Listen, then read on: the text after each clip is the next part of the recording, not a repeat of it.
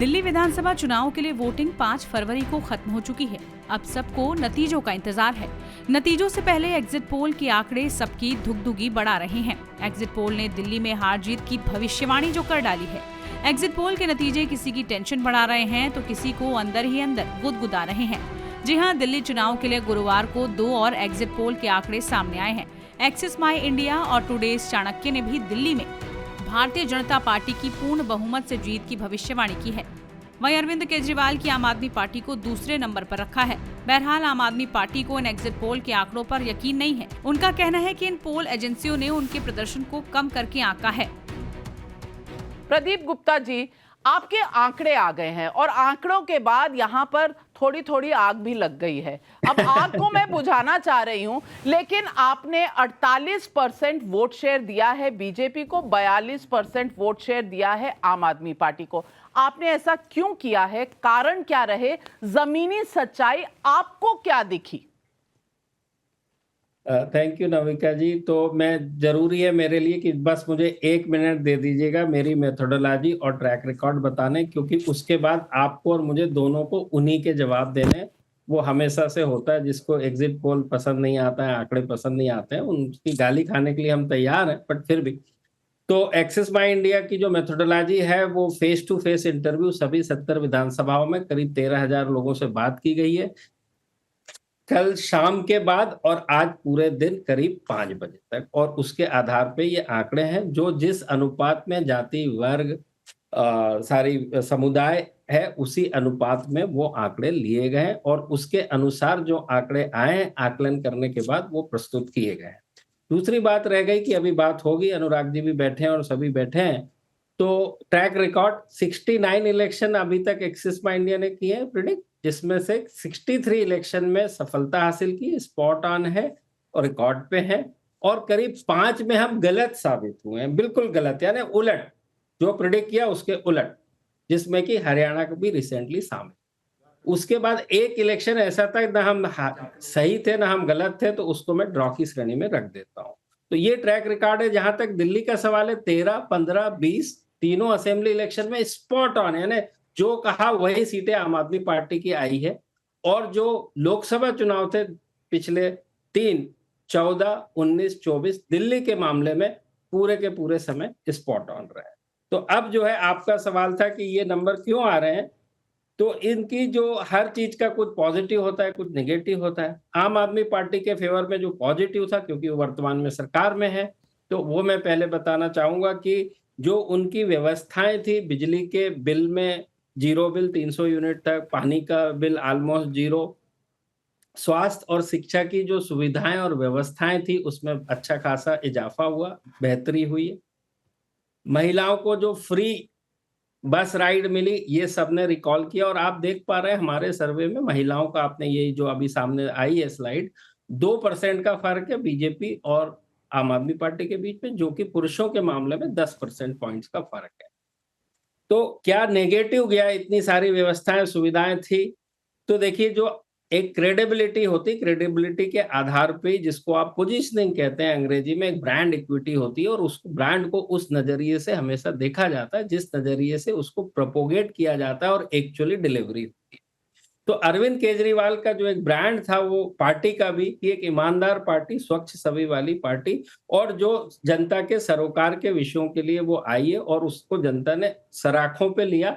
13 में कुछ सीटें देके, लेकिन फिर भी सरकार बनी। 15 और 20 के चुनाव में तो 62 और 67 सीटें मिली, जो कि अपने आप में एक रिकॉर्ड है। आज तक ऐसे नहीं हुआ कि 95% से भी ज्यादा किसी को सीटें मिली।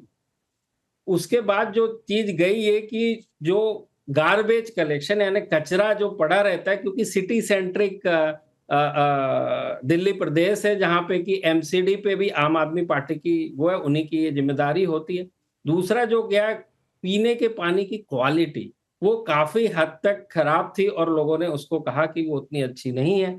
तीसरा चीज है प्रदूषण। चलिए ठीक है, वो बहुत एक मल्टीपल विषय है कि कौन उसके लिए जिम्मेदार है, शायद भगवान को भी नहीं मालूम।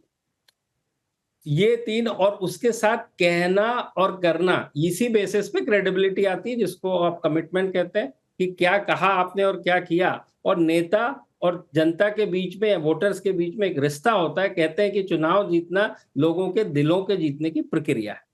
तो पंजाब में आम आदमी पार्टी ने कहा कि 1000 रुपए देंगे 22 के चुनाव के पहले, जो कि अभी तक पूरा नहीं किया गया। आप लोगों ने जब सवाल पूछा उनके प्रवक्ताओं से, तो उनका जो जवाब था बड़ा ही असंवेदनशील था मेरे नजरिए से। ये मेरी पर्सनल राय है। लोगों ने भी इसको रिकॉल किया अलग तरीके से। उन्होंने कहा जी अभी तो 5 साल के लिए सरकार है, अभी तो 3 ही साल हुए, दे देंगे, उसमें क्या दिक्कत है। उसके उलट ये सारी बातें नेगेटिव गई कि क्या कहा और क्या किया। अब तक जितने भी एग्जिट पोल सामने आए हैं उनमें से ज्यादातर बीजेपी के पक्ष में जाते हुए दिख रहे हैं। अधिकांश एग्जिट पोल ने दिल्ली में अब की बार बीजेपी की सरकार की भविष्यवाणी की है। अगर एग्जिट पोल के आंकड़े फाइनल नतीजे में तब्दील होते हैं तो इसका मतलब है कि भाजपा का 27 साल का सूखा खत्म हो सकता है। जी हां, ज्यादातर एग्जिट पोल ने 27 साल बाद दिल्ली में बीजेपी की वापसी और सत्ताधारी आप के लिए बड़े झटके की भविष्यवाणी की है। हालांकि कई बार एग्जिट पोल गलत साबित होते हैं, वहीं आप के तमाम नेता इन आंकड़ों को नकार चुके हैं।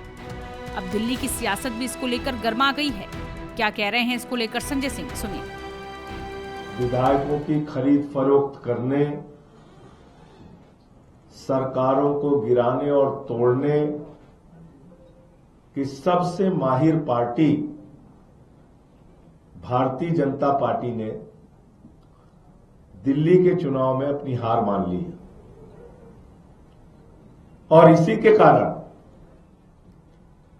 हम लोग आज सुबह से अपने विधायकों से बातचीत कर रहे हैं और बहुत सारे विधायकों ने मुझे सूचना दिया फोन करके। 7 विधायकों के पास 15-15 करोड़ रुपए लेकर